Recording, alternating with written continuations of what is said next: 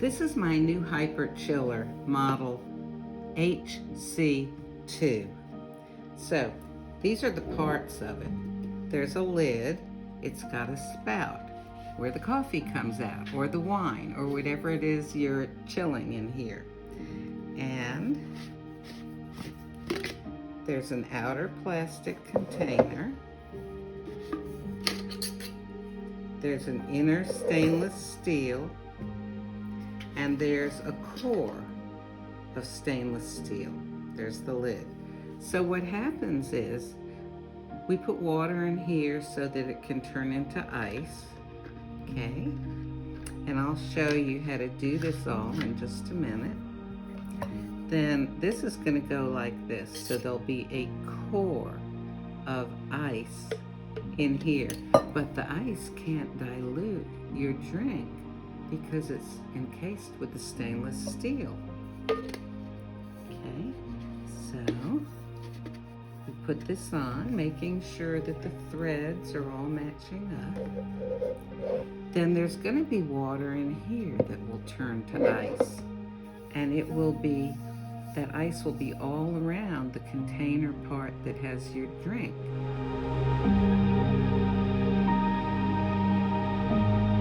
So your drink not only will have that core of ice down the center making it cold, it will have ice around the outside of it. And then we screw on the lid and we put it in the freezer. So all that water freezes. And then later, if we want coffee, we can put it directly under our coffee maker and make the coffee right into it.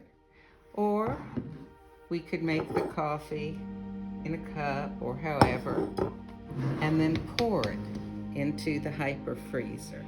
And then it will only take between 60 and 90 seconds for that drink to become icy cold. In order to clean it, this is what you do. You simply run water into it.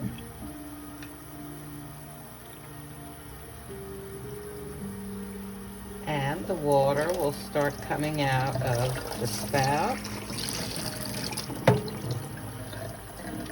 And just give it a rinse 2 or 3 times. Then it's ready to go back in the freezer and freeze up to make some more drinks later.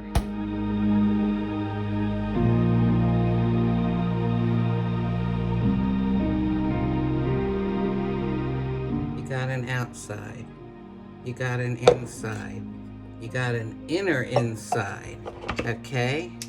And you've got a lid, okay? So the first thing you do is you take the larger stainless steel cup, and there's a little mark on it, and you can see it from the inside also. So you fill up your water to that mark and you pour it in to this plastic thingamabobber. Okay? Then, the next thing you do is, there's this little cup. This is going to be like an inner core. And it's a little hard to see. Yeah, can you see that little mark right there? So, you fill that water up to that mark. Okay. Now, we take the lid and we're going to screw it on here. Okay. Then we're going to put this here and screw it on. Yes. Okay, then we're going to take the whole deal and see that water in there? And we're going to lower this down. We're going to screw this on. Now this part, you want to be careful to screw it on well, check it all around. yes, the threads are all threaded correctly. Then you're going to take this, you're going to put it in the freezer. It takes about 12 hours for that inner core in that little stainless steel thing to freeze. That outer core is also freezing. But what happens is, when it's all frozen, there's a little space there, that little light colored line you see. You pour your coffee there. And you can actually brew the coffee right into this. The first time I tried it, I brewed it all into a measuring cup, just to be sure. Then you swirl it around a little bit, and you just let it sit. You swirl it around a little bit, and within 60 to 90 seconds, that's a minute to a minute and a half, because your coffee is down inside a steel container that has ice around it and ice going down the center of it in another steel container. The coffee gets chilled, but it doesn't get diluted because it is protected from the ice because the ice is in the steel containers. And then, see, there's a little spout, and you can just pour it out. So that's how this thing works, and golly, I think that that's probably a clear explanation. Now, what happens after you make your coffee? And by the way, you make your coffee, you don't put milk or sweetener or anything in it in here. You do that after it's made into whatever you've poured it in. So therefore, you're only having to rinse coffee out of here. So the way you do it is you just go ahead and let water run in here and pour it out, let it run in and pour it out 2 or 3 times. It's clean, ready to go back in the freezer. So this, when it's frozen, you can use it about twice. You know, put in 12.5 ounces, it chills it way down, pour it out. Put in another 12.5 ounces, it chills it, pour it out. Then it needs to go back in the freezer to freeze on up again. So you can use this if you want iced coffee or iced tea or a nice cold glass of white wine, or any color wine will do if you want it cold.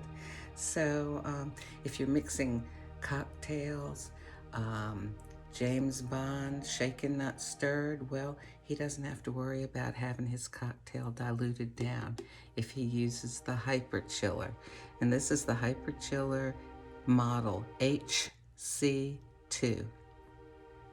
Okay, so I want to show you something that other videos may not show you. Okay, there's the little opening that your coffee goes in through. Okay, and now see this? This is a little air hole, okay? And actually, if you were to turn it over, this air hole goes down into that center core. Now, you may say, why is it there? Well, you know, most things when they get cold, they contract, they get smaller.